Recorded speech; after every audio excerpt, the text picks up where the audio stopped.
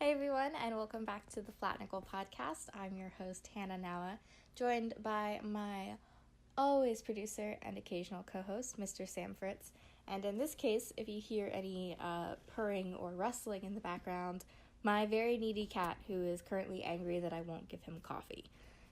I don't know what that's about. But today's episode is with Ottawa, which is really exciting. I've known these guys for a very long time. 3 or 4 years, I think. So it's been really nice to have them be one of the first few guests on the podcast. And we sat down with them at our hotel in Cleveland. Sam and I drove out to Cleveland, sat down in our hotel, which was directly across the street from the queue on the last night of NBA Finals. And boy, did I try and get a ticket. Sam did try and get a ticket. His thing was that if he found a ticket that was under $200, that he was going to go. And I was like, go for it, because I definitely don't want to be in the streets during NBA Finals because it was pretty crazy downtown. But that didn't happen. So we hung out, we got some delicious barbecue, and then watched the game at the hotel. Hey, cat, wires are not for eating or playing with, they're for recording. Thank you very much. But we sat down with Ottawa in our hotel room, which was directly across the street from the queue, on the last night of NBA Finals. So if you hear any, weird car noises or screaming, that's probably why. The outside noise was relatively calm during the interview. With the exception of a rogue refrigerator, this interview actually went, I'd say, probably the smoothest of all the ones that we've done as far as outside noise goes. There was a weird, Sam had to figure out that the outside noise that we were hearing was actually the refrigerator in the hotel room running. So a couple minutes into the interview, Sam gets up, goes over to the refrigerator, turns it off, and then we have, a relatively quiet background. But we had a great time sitting down with Dale and Will and Jeremy and Tim. Tim comes in a little bit later in the episode. He was running behind because of the crazy amount of traffic in Cleveland that day. And just sat down and talked with them about their music and their latest recording experience down in Atlanta, the music video that we recorded the next day, and just their plans for the future. They have a really great perspective as being sort of an indie rock band. It's sort of the second time we've interviewed an indie rock band, so it's nice to see the difference in perspective between folk artists and rock and roll bands. Anything else? Yeah, I think this was one of our better interviews just because every single member had, I think, an equal amount of input to give. Mm-hmm. Even Tim, who they all described as being the more quiet one of the group, he had a decent amount of input to give when asked questions. So I really think the listeners will enjoy a full perspective from each member of the band in this interview, which is a sometimes unique thing. Yeah, it was a really great interview. Of course, we'll post links to the music video we recorded on our social media as soon as it comes out, which should be the end of July, mm-hmm. I think, which is the music video I produced. So I've got a dog in that fight. But without further ado, are you gonna set the scene, or are we just gonna? You kind of set the scene for us. We set the scene. So without further ado, this is our interview with Ottawa. So for starters, our very delightful Will. Wait, is this going now? Yeah. Oh, okay. Yeah. You wanna introduce yourself? My name's Will Hooper, and I play guitar, and I sing some backing vocals sometimes. I'm Jeremy Barnes. I play bass. I'm Dale DeLong. I guess we're doing last names too? Yep. Yeah, it's more I'm formal. I'm the singer, frontman, and songwriter. Lyricist, yeah. Writes all the melody bops. writer. I wouldn't say songwriter. We all, songwriter, writer. Do you know what goes on your business cards for the band? Like, what's that? What goes on your business cards for the band? Like, my dad used to have business cards that said Charming Raconteur. Like, yeah, probably all that kind of. I don't know, whatever frontman shit goes on those guys' cards. I don't know. I don't think frontmans generally have business cards. They should, though. You They should. should. You should. Yeah. I like that business card of their album. Yeah, that's so much harder to carry around, though. Like, you can't just pull a CD out of your pocket. I don't know how men's pants pockets work, but you couldn't do that with a woman, so. Well, my slacks, I don't know. Deep pockets. All right. Awesome. Well, so I think maybe I texted you or maybe my mom said this. We actually played Fever on one of his last shows on the radio before he graduated. I was a radio DJ at Shippensburg. Oh, right on. Nice. So I eventually snuck my way into the booth. Is that what they're called? Studio. But Studio. Booth, yeah. And we played Fever. Mhm. And one of the things that Sam asked me after we played the song and we were recapping a little bit about the band and everything, he wanted to know where the name came from, which I did not know. Name of The band. Oh, You still don't know what it is?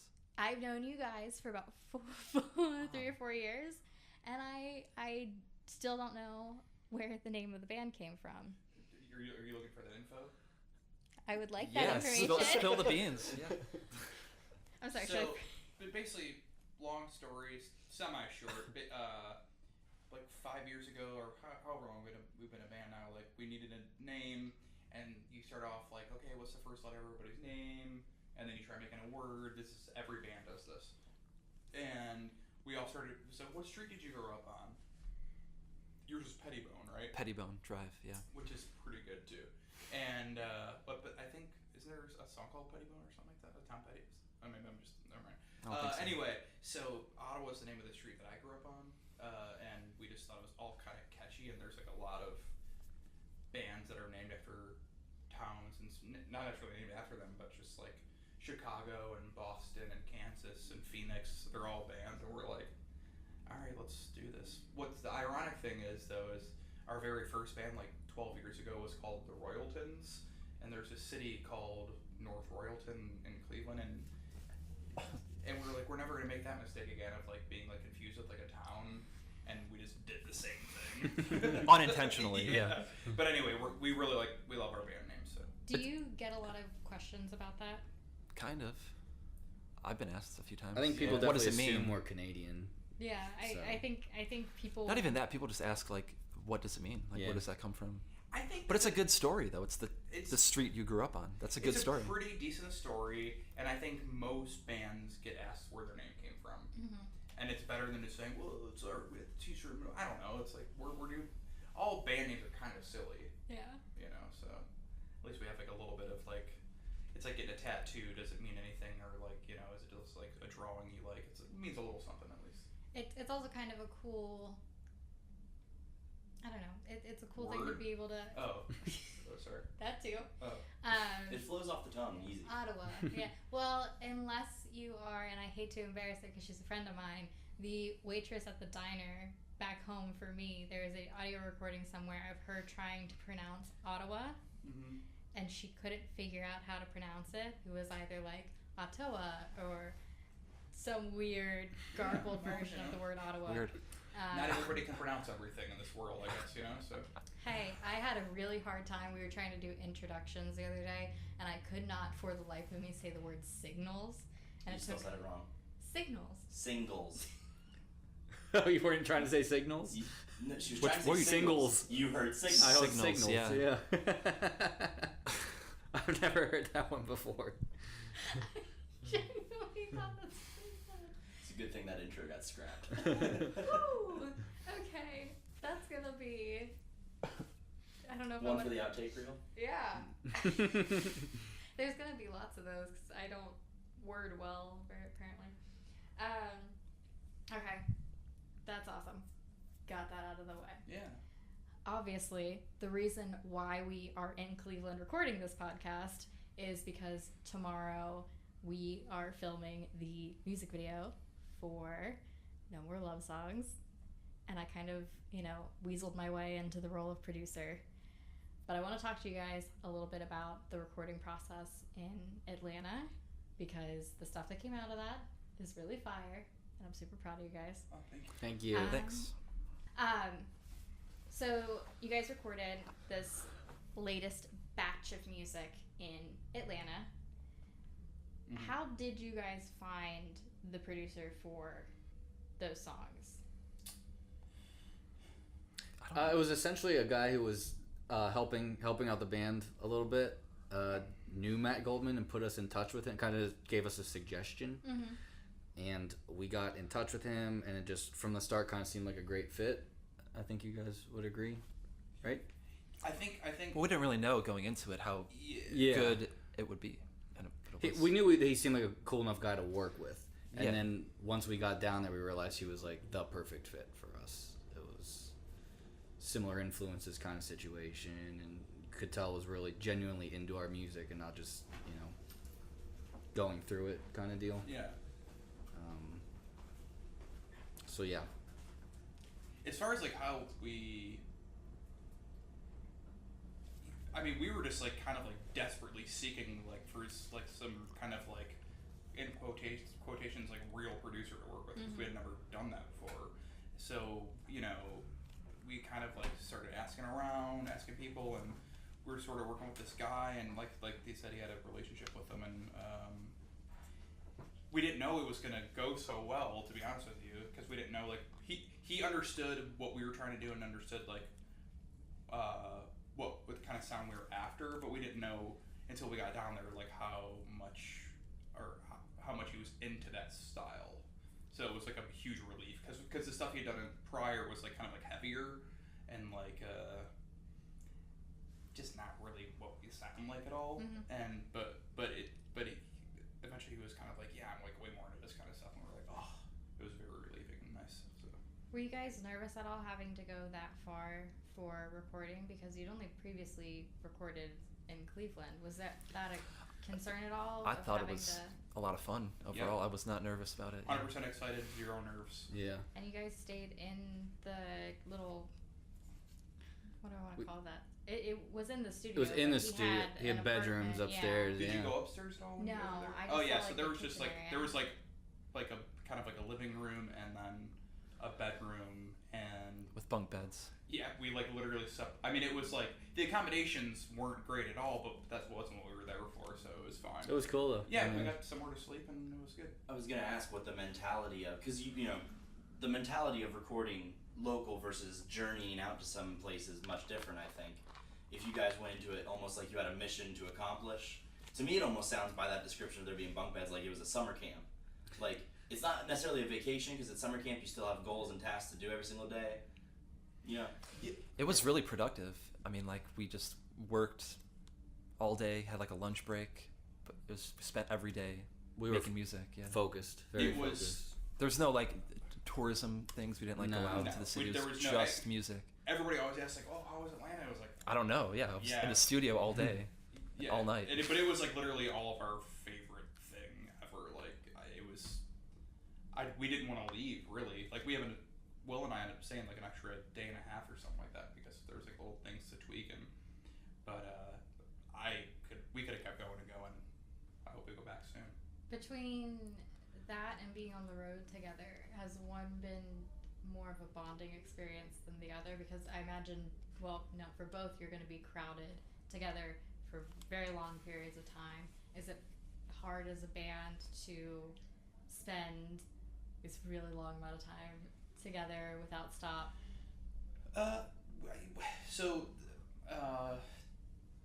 The band has always been myself, Will, and Tim has always been like the core of the band, and we've always had like kind of like different drummers and bass players. But now that Jeremy's at the band, he's like the past couple of years he's like our for sure bass player, solid in the band. But I mean, so it was kind of different with like different people, I would say this was like probably just there was zero friction whatsoever, other than the kind that we wanted. You guys, Just leave it. No, it was awesome. I mean, I think we all kind of. well, you're in the right part of town. Yeah. Man, that made me lose my Sorry. train of thought. Sorry. We definitely got along the whole time. There wasn't any like There was no serious drama. Or No anything, instances of that. Yeah. You guys hired a drummer to play those parts. Uh-huh. Was that in Atlanta, or was that someone that recorded in He's Cleveland? from here, or from Cleveland, and literally like a week after we finished recording in Atlanta. he moved to Nashville. So He did an amazing job. yeah. Anthony Foti. But he Check went him and out. recorded with you guys at the same time. Yeah, he played with us for probably 2 or 3 months before. Just like getting the songs. Getting the right. songs down, writing some parts. Really, I mean. Yeah, he's a genius drummer. I wish he wouldn't. I wish he Yeah. would have moved. Yeah, he was really We good. definitely plan on, like, if anything like gets picked up, like he's probably like he's the phone call we're gonna make. I'd imagine as far as drummers go. You guys have kind of been having to use a fill-in drummer for a while now, right? Almost a year. Yeah. We consciously decided that the band is now the 4 of us. Mm-hmm. We don't have a drummer in our band. There's plenty of bands that hire a drummer or a bass player or a guitar player. So we just decided to be one of those bands. So like if we go on a tour or whatever, we'll just like get the right drummer rather than trying to find this piece that's got to fit personality with. Because the 4 of us feels perfect. Mm-hmm. And even with nothing against Anthony, but I don't even having that 5th member might have felt kind of weird. But now that we have this sort of 4-piece thing going in it looks better in pictures. Everything about it. I mean, I know it sounds weird, but everything about it just works for us. I think it's one of those things where we might stumble upon the right guy one day, and if it happens, that'd be cool. But it's like we had Anthony, and he wasn't in the position where he was able to join the band because he knew he'd be leaving for Nashville and he had other projects going on. And now we're playing with another great drummer named Matt, who is also in other bands. Doesn't have it in him to be full-time guy. So we kind of require a lot of somebody. So High expectations. Yeah. Well, it's not an expert. Yeah, I mean, but there's no point of, half-assing anything. So. But we've been super lucky because everyone we've been playing with is incredible. So it's worked so far. The music that you did recently record, you're planning on releasing sort of slowly over time as singles, for the most part. Yeah, so like once every 3 weeks, we're gonna put out a song. So starting June 22nd, June 22nd will be the first song. Strangers is coming out, and then every 3 weeks after that, we'll release another one throughout the summer. How did you guys come to decide that, rather than releasing an EP? People don't. I mean, because we put out 2 EPs so far. This just felt more like. Seemed right. People are more willing to listen to one song than to listen to all 6 of your songs if you put them out at the same time. As my opinion. So if one people song like constant content. If one song comes out, they'll check out one song. Maybe if that first song doesn't grab them, maybe they don't give the other 5 a chance. So at this point, people can just hear them one by one, and maybe they'll like one of them. Well, I think the whole point is for us to end up being a band that makes albums or makes chunks of music, but I mean singles are what people listen to, like I mean I listen to a lot of albums, but I mean there's a lot of the time I'm going to just listen to one song, that's just the nature of consumption these days. So we're just doing one at, like he said, just one at a time, and really just to see like, okay, let's put this one out, see what happens, see if people like it, see if there's a response, are plays jumping up, are we getting the emails we want to be getting. That's actually interesting because the last band that we interviewed, I brought up that we kind of are now back in the era of the single again. 60s, 70s, well, 50s through the 70s, I'd say the single is what dominated. And then 80s to 90s, I think the album kind of took over. And now with streaming, we're kind of back into singles once again. Exactly, streaming. You're 100% right. Has streaming affected your guys? Actually, I mean, do you mind if we skip to a question that we had a little bit later? Go for it, because that's what I was thinking about doing. Oh, okay. Well, I was just saying, one of the questions that I had is you have your song Roman Candle, which has been streamed immensely over Spotify and that kind of stuff. And do you guys know what led to the explosion of that? Do you think streaming had anything to do with the explosion of that song? Or? Oh, for sure. For sure. It was on... I'm waiting for you to say it, because I think I'm right in knowing... So it was on Alex Rainbird's playlist, and which he makes playlists of independent artists. Okay. And it just caught on. It was early on in one of the playlists, and people liked it, and I think that maybe was like a spark. Mm-hmm. And that's actually how I found them. That song came out like right before I joined, and really, yeah. Huh. And I heard it, I was like, okay, this is a band I'd finally... Like, I had been living in Cleveland for like 2 or 3 years looking for a band to be in, and I was like, okay, I could be in this band for sure. So, found them on Craigslist, and that was it. That's a great band story. Yeah. That's a strange band Yeah, story. and now That's I'm a the only great one that likes the song. No one else. Yeah, we all. I so- never knew so- you knew the song before the band. Yeah. Yeah. I think we all don't necessarily not like the song, and it's not like some big hit song, but it's definitely like our most popular song. It's very accessible. Yeah, but For it's sure. accessible is cool, and like we're all okay with that. I think we just if it became a thing where like say like somebody wanted us to re-record it, we would probably consider it because we just don't like the recording of it that much. Like just like the new stuff we just recorded. Not to say that it's that much better, but it's really that much better as far as we're concerned because we always felt like we missed the mark, and some of it had to do with maybe like the rhythm sections we were playing with, but I felt like we always missed the mark on the vibe of our band. Okay, and like now that we got something like I'm so proud of these songs we just recorded. Like I would just like I feel like I have zero reason to defend anything. I would just check these out. And like with anything else we've done in the past, I'd be like, Kind of listen to this, but hesitant, make yeah. sure that, the drums, they got this thing, and it's just like, right? Sure. Absolutely. And now it's like, if I don't know, the head of Capital or whatever is here, like, oh yeah, listen to these, I think that get your pen. the new get your checkbook. Yeah. I think that the new stuff you guys have recorded has probably translated best of what you guys are like on stage.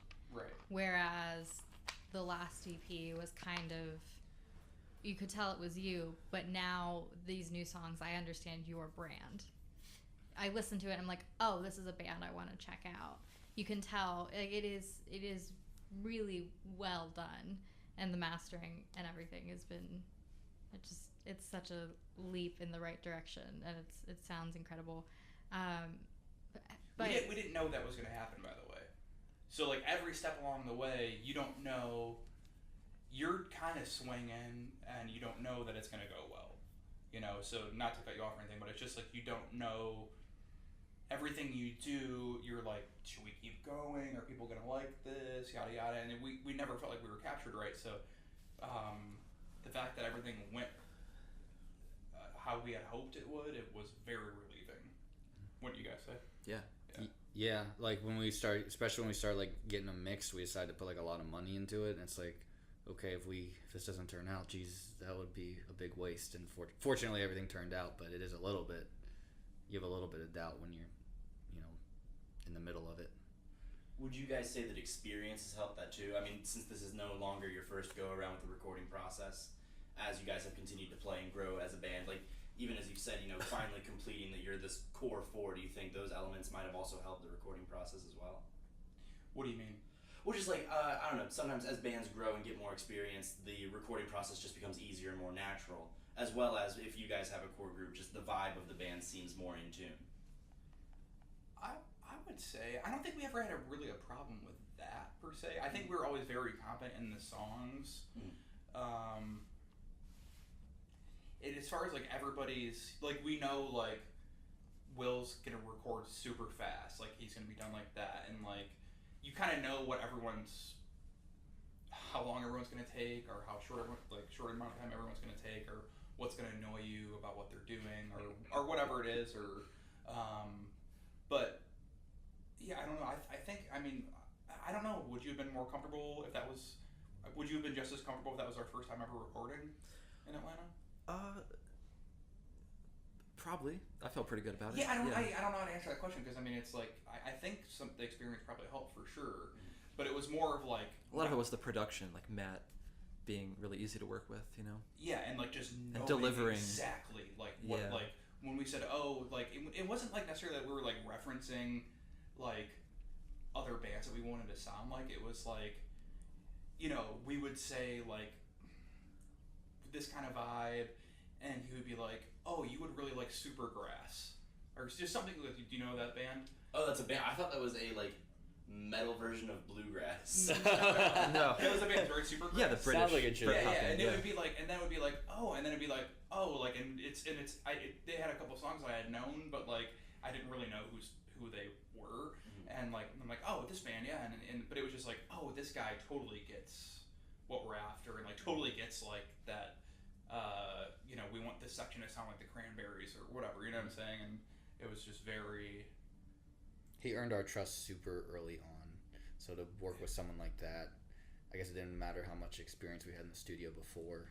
Exactly, we could just trust this guy to make everything right. And he also kind of gave us the confidence in ourselves too, because he was usually I have to work a lot harder to get bands to make songs, but you guys already have songs.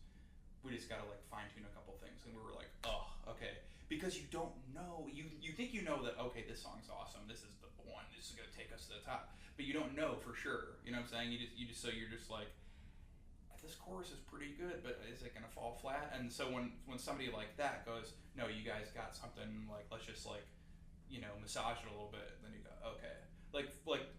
In a bunch of our songs, we kind of were always just playing, not me because I'm the singer, but we're just kind of playing chords in the choruses.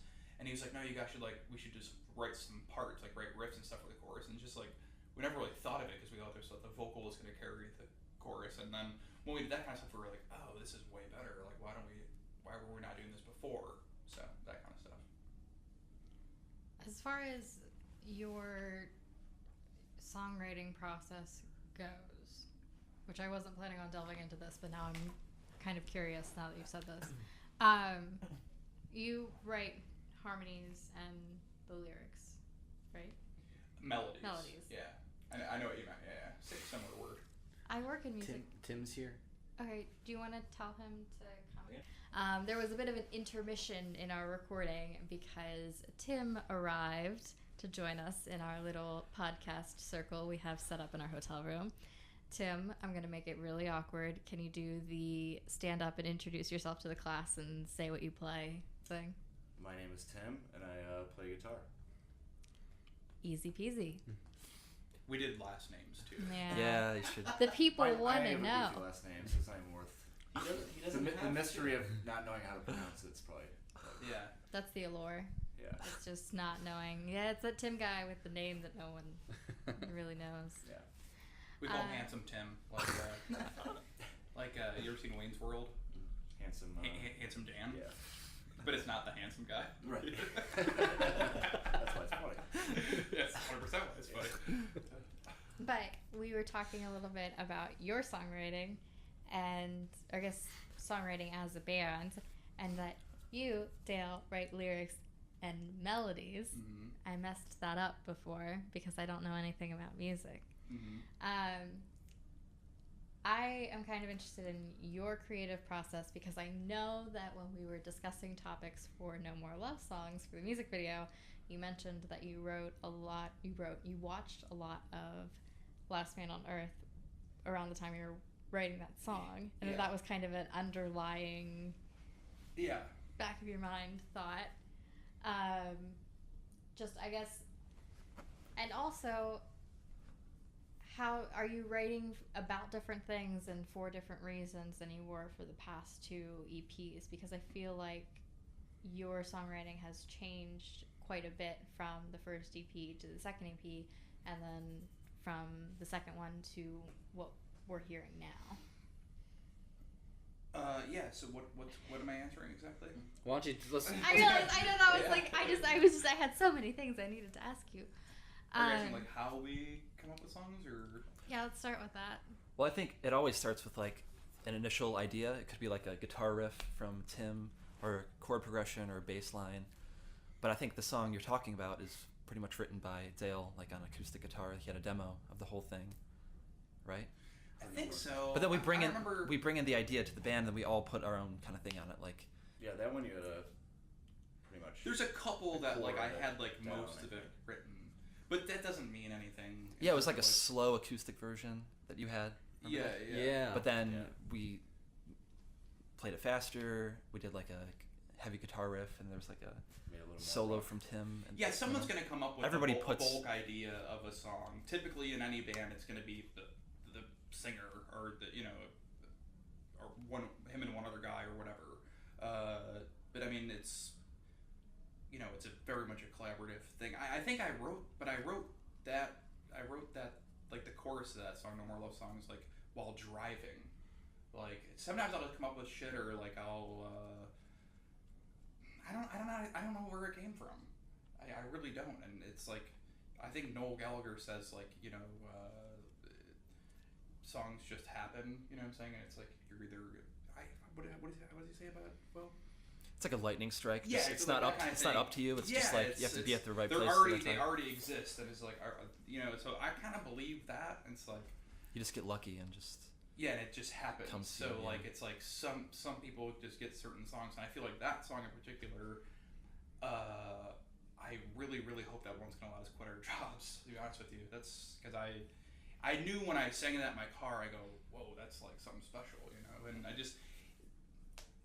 It's something with songwriting. There's like some, like you want to have never heard it before, obviously because it's a song and you want it to be original stuff like that. But it was like an idea I'd never heard before. Just like the phrase, I'm like I just never heard something that's said like this, And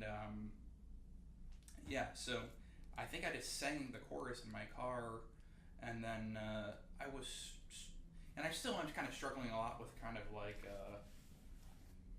manhood and stuff like that, and like treating women correctly and like treating myself correctly, and just like being a good person, and feeling like I'm more of a boy, So it's just like all these like things, and I don't know. It's just however your feeling kind of creeps into the songwriting. But yeah, sometimes they start from like me,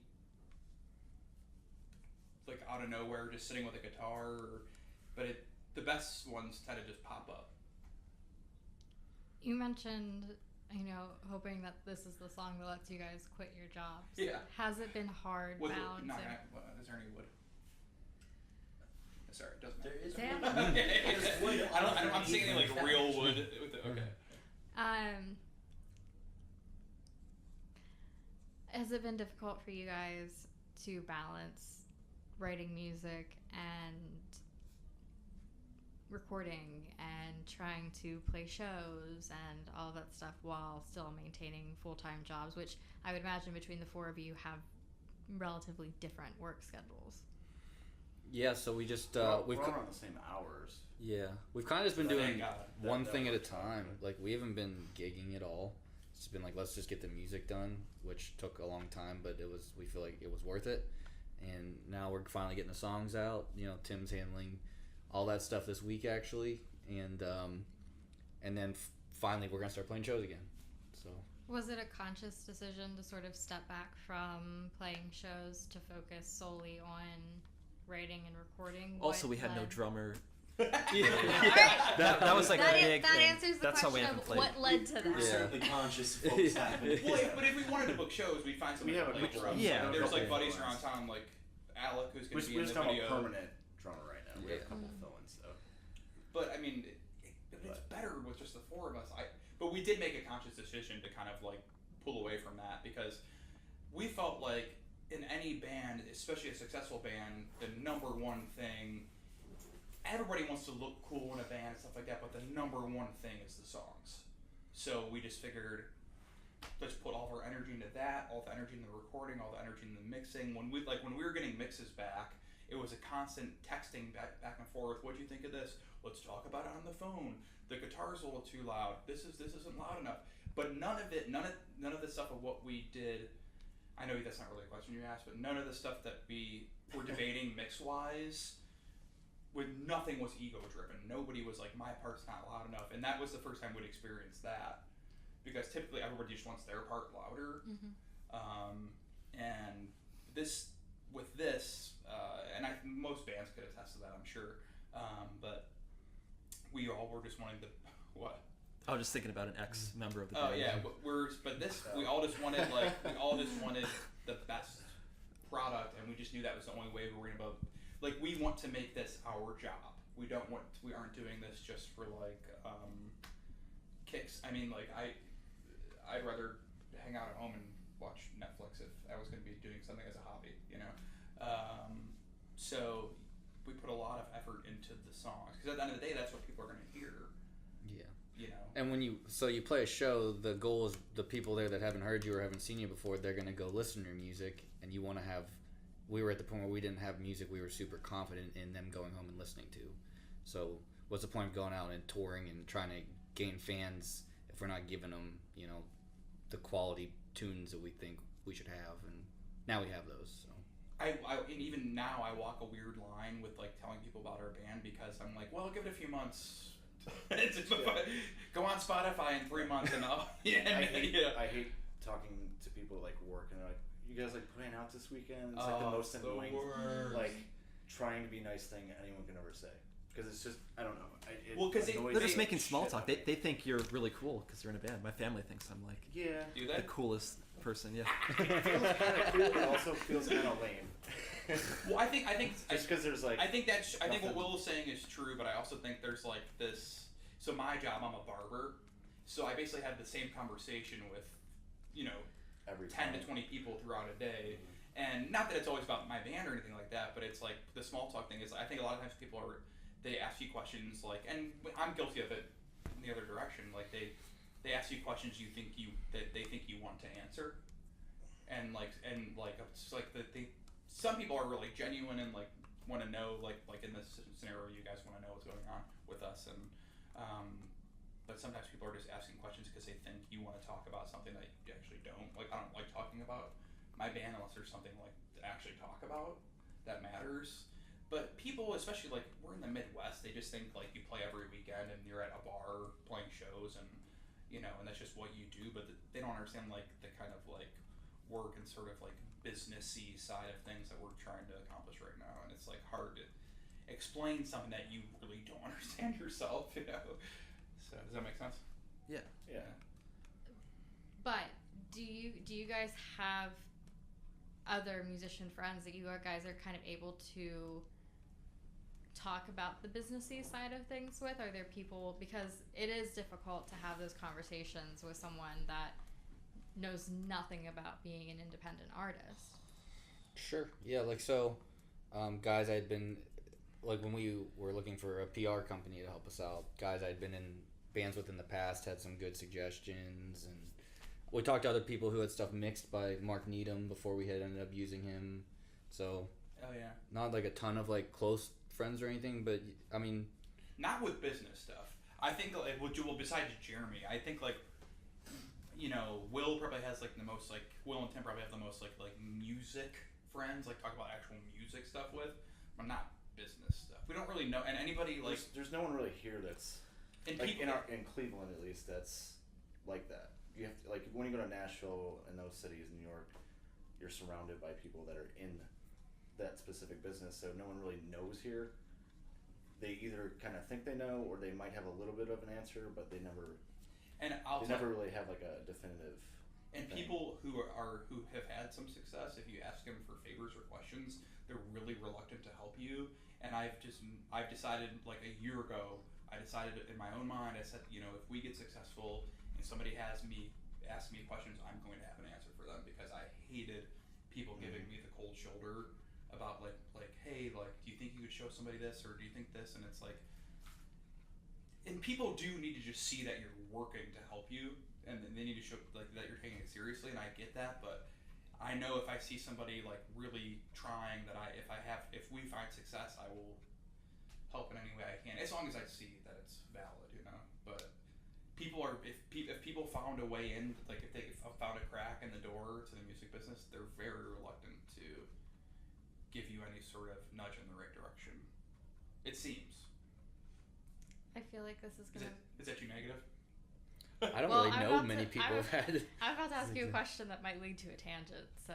Me? Well, just in general, is it difficult to sort of, have you found it to be difficult to make a name for yourself as this genre's grown increasingly popular, or do you think the fact that people are interested in your genre making it easier for people to find you? Like you mentioned the playlist, and that, you know, someone went and put you on their playlist, and it was probably part of a genre playlist or a general thing where people listen to it, and now that people are interested in more independent music, more underground music, or do you think it's become more difficult because it's becoming more saturated. Not really saturated, but Yeah, there's a lot of bands. There's a lot of competition. Just the internet alone has made it like hard to stand out. You know. That's why I think we're doing the single thing, because the way people focus on a single versus it's like, oh, we put out an EP again or whatever. That, you know, focusing. I don't know if you guys talked about this already. We did. You're giving the same exact answer that I gave too, though. So All right. we're on the same page. Well, then I'm not going to repeat. But I didn't think about that is something that people are going to realize that you are doing differently, rather than releasing an EP and then a year goes by and until they're waiting for more music. You're going to be able to give it in quick succession of each other, which is what people want. People want constant content. Mm-hmm. And I didn't think about that as you know, I understood that people are more inclined to just click and listen to one song, but the fact that they're coming one after the other is gonna make people pay attention, I think. So to answer your question that you initially had, our goal 100% is just to worry about, and I mean, obviously you need to be on social media, yada yada, but like, what we think about is the songs. Mm-hmm. And we know that if we focus on the quality of the songs, the quality of the production, the songwriting, the melodies, the choruses, the verses, the second verse being different than the first verse, all that stuff, the bridge popping, like that's the kind of stuff that's going to matter at the end of the day. So of course it's saturated now because everybody can just record a song at home and nobody cares if it's electronic. Very few people care if it's electronic drums or real drums or whatever it is. So, you know, people can make awesome records just in their bedroom. We're not those type of people. So our focus is 100% on just writing and recording the best songs we can. I think you make a really good point, because there are definitely bands who are able to, you know, have an absurd social media presence and, you know, are gaining followers, but the quality of your content is gonna stand out in the long run. You know what I mean? Like if you're going to another professional and you're being like, you know, maybe social media numbers aren't the best. I don't know what your social media numbers are, but the quality of that CD, that single, is gonna be what gets you noticed. Well, I mean, obviously, like, people in the industry care about those numbers and stuff like that, but I mean, I would think that if you're in the music business, you would care most about the music.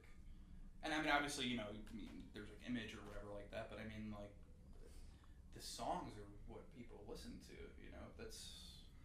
None of us are big into social media. Like, Mm-hmm. we're just not only we're not good at it, we're not like super interested in it, I would say. Yeah, So I really fucking... Yeah. I just kind of hate it. I'm cool with like Instagram though, but besides that... But like, so we're kind of just hoping that the songs get us those numbers that maybe like a record label wants to see. Mm-hmm. We're not going to get it by like being really good at doing maybe like a ton of clever posts or keeping people updated on our lives and stories 24/7. But we need to do a little more of that just for the sake of it. Yeah. But like, so in my opinion, and I may be slightly in the minority of this, like something like Instagram, for example, what that's, in my mind, it's so it makes, to me, how am I trying to say this? It makes more sense. So like somebody who's like famous, like The Rock or whatever. Okay, to me, people follow him because he's The Rock, and then he does something interesting, and it's like, okay, yeah, that's The Rock doing something interesting, and then you equate that.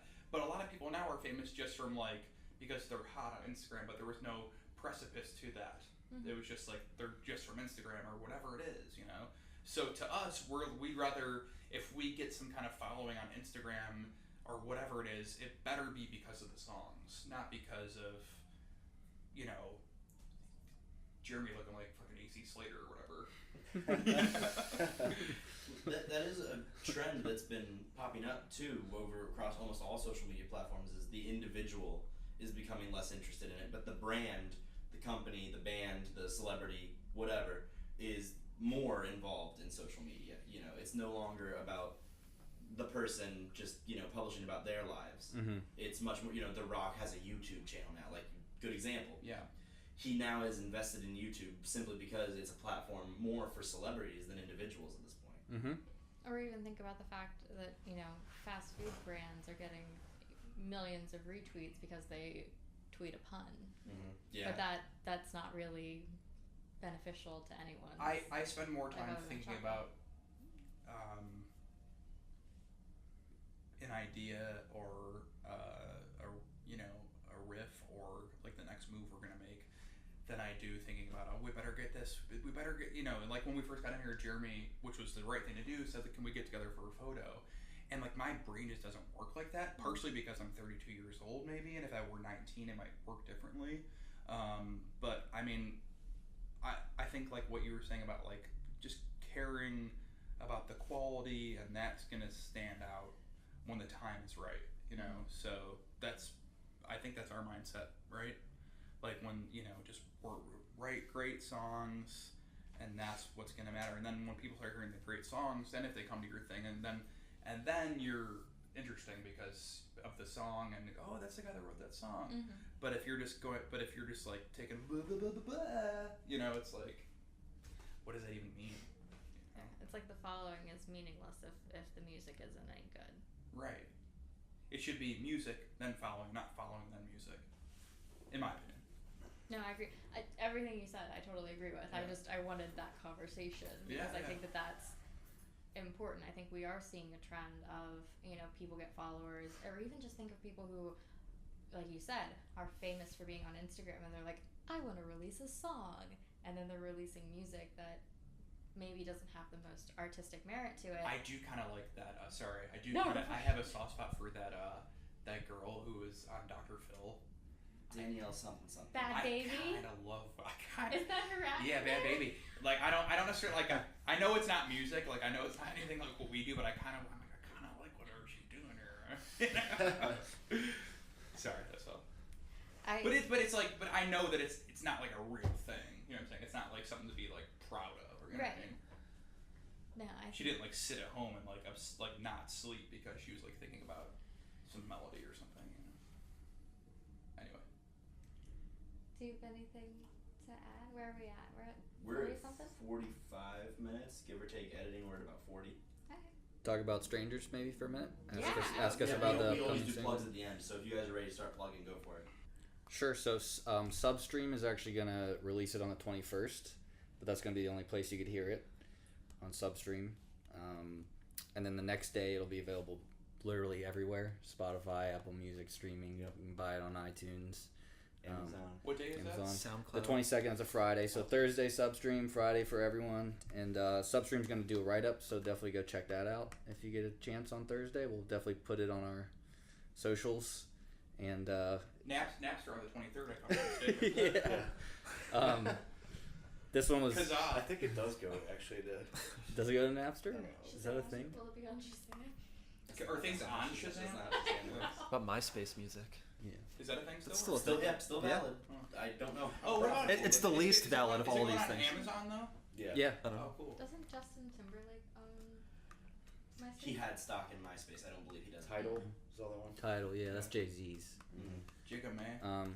But this one was mixed by Matt Goldman, who also produced it. We had all our songs mixed by different people. We used 3 different guys in the process, at least. But he did an awesome job on it. It's a fun, upbeat song. So I will say one interesting thing about this song is the refrain. I guess that's what the part of the song is. The refrain. It's kind of like the post-chorus thing. Like it was like, see you. Na-na-na-na-na-na. That was actually the chorus when we went down there, and he was like that. Matt was like, that feels like more of like a post-chorus thing. And we were like, yeah, we think he might be right. So as we were like tracking it, we weren't changing like the structure of the song or anything. Like I don't know if I did by myself or what happened, but I think Will and I sat. Yeah, you had a flash of brilliance, and you wrote a chorus in like 15 minutes. Yeah, it just kind of ended up Not the being a lyrics chorus. right away, but like the melody Yeah. came through. What It was is totally brand new. what is Substream? so they do reviews of, It's like releases. A blog Blog site. type thing? yeah, Okay. blogs. And, I just never heard of it. I was just curious. So they're basically doing like an NPR first listen type deal. sure, exactly. Just not Oh, NPR. that's a Yeah. company, that's a company we should totally reach out to. NPR. Yeah. Is there anything else other than my final question that I ask, but I sometimes forget to ask? Well, you've been pretty good the last like 3 times. They did ask like if there's any other publications we think that our music should go to. KEXP. I said, oh, that's a good one. I said NME, and I mentioned the Needle Drop. So if you guys can get a KEXP performance, there you go. Right now, That'd be- KEXP means you made it. Yeah, that'd be super awesome. Yeah, why don't we just try to do that? I Paste? think we can do, yeah. Yeah, why have we It'd not probably brought be that up? better if we'll talk about it after. I'm probably gonna edit most of this. Yeah. Have you guys reached out to Paste magazine? Yeah, they're on the. Matt actually knows the guy who runs Pace, so Oh, okay, that's good. yeah, and they're on the they get stuff on the. Having like a publicist, it's pretty interesting. Yeah. Yeah, because it's like basically like what they're just people who know people in the industry and can kind of toss your stuff at them. It's we didn't know in the past, we didn't know this was a thing. Yeah, we've done that a long time ago. Yeah, like we didn't know. Yeah. You know. I'm excited because that sounds like there's gonna be some good news out of that. The final question that I like to What's your ask. final question? Final countdown music in the background. Well, we don't own the rights to I it. know, but we could. What is something that you guys have been listening to recently that you would recommend for our listeners to go check out? Oh, I didn't realize I was gonna start. Okay, so the last song on my Spotify is "Obstacle Number One" by Interpol. But that's not really what I'm into at the moment. I think I was checking out their new song that was just released today. I'll do a few of the Shawn Mendes' new songs. Not the most masculine response, but I'm here to admit it. Don't you also like the Yodel Kid? Okay. First of all, let me explain. I love indie rock music, and like that's like what we do and stuff like that. But I think there's room for pop. I think there's room for all music. But yeah, I think the what's his name? No. I only know him as the Yodel Kid. The Okay, kid yeah. that So yodeled when all he blues put songs. out a song, and obviously he didn't write it. I don't know who wrote it, but I just think it's like the best like pop country song that's come out in a long time. And I don't like country or pop country, but I was just like, this is like a well written song that was put out by like some 13-year-old kid. But you know, I listened to it like 3 times. I'm not like obsessed or anything, but I thought it was a good. Let's see what else am I listening to here. I don't have anything current. It's all like older. That's pretty Stevie good. Nicks, New Order. Those are my last Oh two. man, you're way cooler than all of us. good. You know Maggie Rogers? Yes. Her new song is awesome. She has I think she has an old song that's like twangy country. Alaska?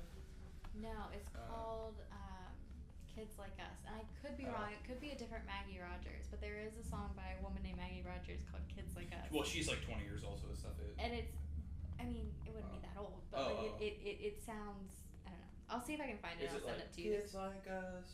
No. I don't know. I'm just fucking around. I'll see if I can find it and send it to you. Maybe Kids Like Us. you'll have an idea if it's actually her or not. But yeah, no, I love her stuff. Yeah, she's dope. Will and I were checking out the new Smashing Pumpkins song that came out today, Solera, on the way over. I was unimpressed. Yeah, it was. I'm super glad they're back. Like, I'm a huge fan. But and the drums were amazing. But the actual song, just okay. Completely forgettable. Yeah, forgettable song. You started to say Smashing Pumpkins. I thought you were gonna say Smash Mouth, and I just No. Smash Mouth Pumpkins. And I've That's a actually, mix that needs to happen. I didn't love it at first, but I actually have been listening to the new Kanye album. It's only 7 songs, and it's like 20 minutes long, and I love it. I think it's awesome. That was good. Yeah, we listened to that on the ride home. Yeah, and I love that everyone's I like shitting that a all lot. over it just because he came out and supported Trump, and everyone's super biased against him. But That's probably it's really good. why you like it, though. I appreciate anyone who speaks their mind. Yeah, like no on matter it. what they're. Yeah, same. anyone who doesn't care. I think he doesn't give a fuck, and that's awesome. Yeah. Yeah, we're recording this today. That his new him and Kid Cudi, that album just came out. It just came out too. Yep. Oh, Kitty Cut. Good old Kitty Cudi. What do you listen to, Tim? I've been on a big Kills kick for a while, so I've been floating around there. Hey, so this Like while you're taking the trash out or something. Yeah. You see 'em. Well, thanks for having us. Appreciate it. Thank you guys for coming on. Thank you. Yeah, thank you guys. Obviously, I'm gonna see you all tomorrow, but for our listeners, Yeah, what's going on for tomorrow? You guys? be sure to subscribe to us on iTunes and drop a rating if you can, and follow us on Instagram at Flatnickel Podcast to see all the behind the scenes goodness that we post.